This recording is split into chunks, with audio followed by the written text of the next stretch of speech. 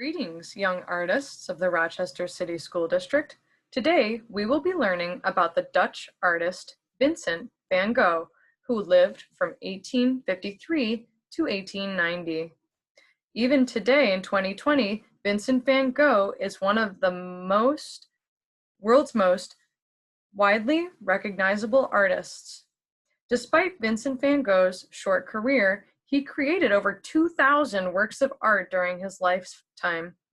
You may have seen some of Vincent van Gogh's paintings before, like Sunflowers here on the left and his portrait of Joseph Roulin on the right. Much of Van Gogh's work is recognizable by his visible brushstrokes and his use of color. Today, we will look at some of Vincent van Gogh's landscapes. Van Gogh was drawn to nature and, like many artists of his time, sought refuge from the noisy, busy cities of Europe by spending time living in the countryside. Van Gogh painted many landscapes from the different locations where he lived. Vincent also painted his landscapes at different times of day and night.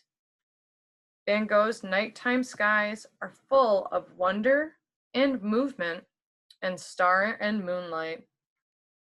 His painting Starry Night is based on Van Gogh's direct observations of the night sky and the surrounding countryside, but also includes some things from his imagination and memories from growing up in the country of Holland.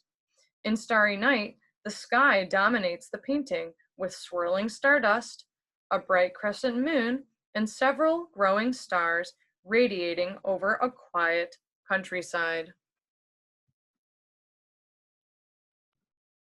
Vincent van Gogh's nighttime paintings remind me of the winter solstice. This week, we have been learning about the winter solstice. For us here in Rochester, New York, the winter solstice occurs when the Earth's North Pole is tilted the farthest away from the sun. The winter solstice is the day of the year with the shortest period of daylight and the longest night of the entire year.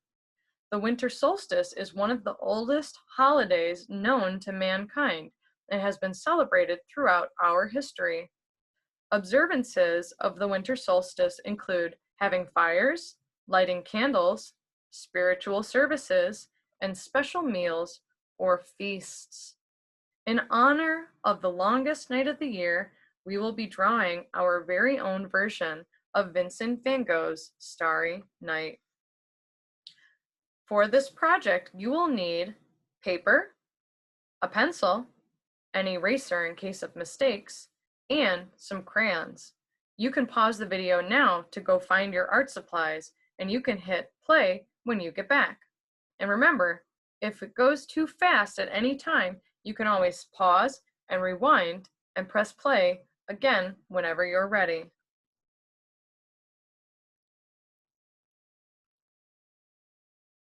Let's take one more look at Vincent van Gogh's Starry Night.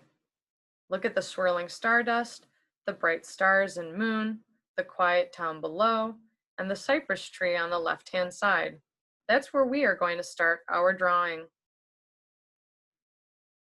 Turn your paper sideways, and on the left-hand side, put your hand down on the paper.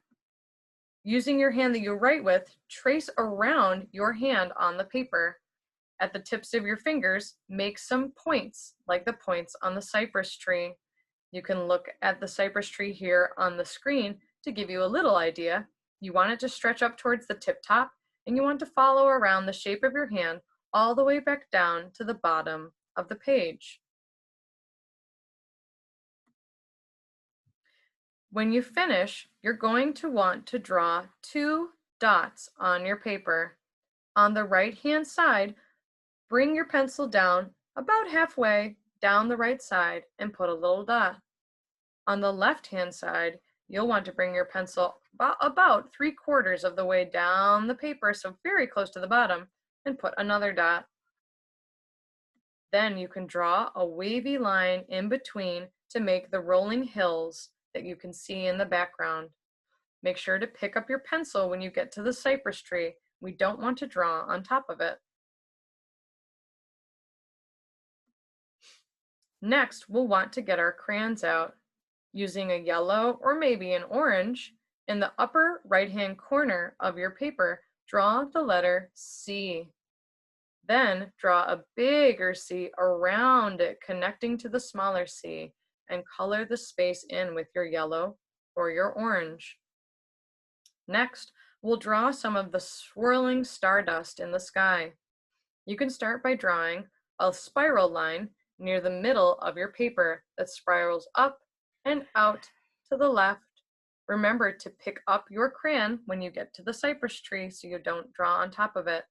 You can put another spiral on the end on the left-hand side. We'll do the same thing starting underneath that spiral. Make a little curled line that spirals out and to the right, and you can bring it right to the edge of your page.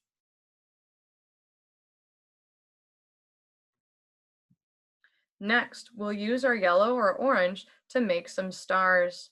No more than 10, and you'll want to spread them out in the sky. Just start with a little dot. After you draw the little dots for your stars, you can use yellows and oranges to draw little dotted lines in circles around your stars. Make sure to do the same thing for the moon and for your stardust swirls. Lots of little dotted lines are what we're going to be using. And you'll see as we go through the project that lines will really be our focus. Lines and colors. Next, you'll want to get out your blue. We're going to start filling in the sky with lots of little dotted dashed lines. Draw lots of short little dotted dashed blue lines to fill up the space around the stars and above the cypress tree all the way across your sky.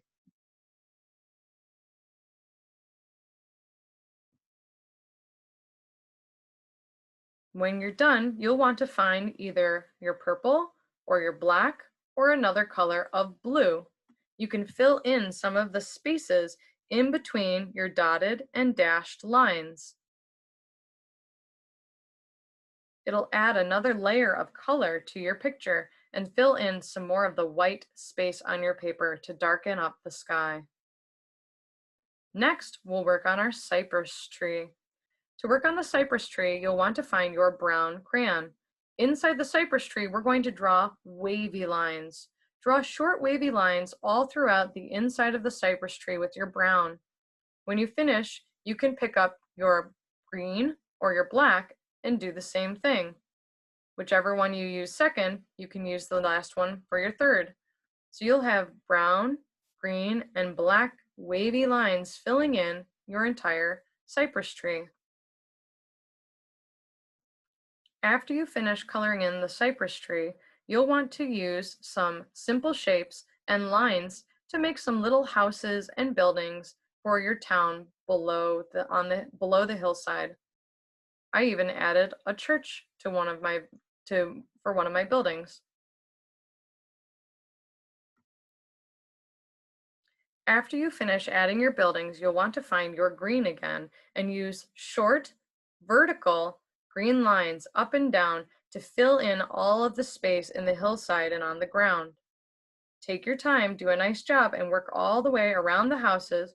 Make sure you pick up your green when you get to the cypress tree and fill it in the left-hand bottom corner. When you finish your work of art, please share it with your art teacher. And thank you for taking some time today to learn about the artist Vincent van Gogh and to make your own work of art. Happy creating!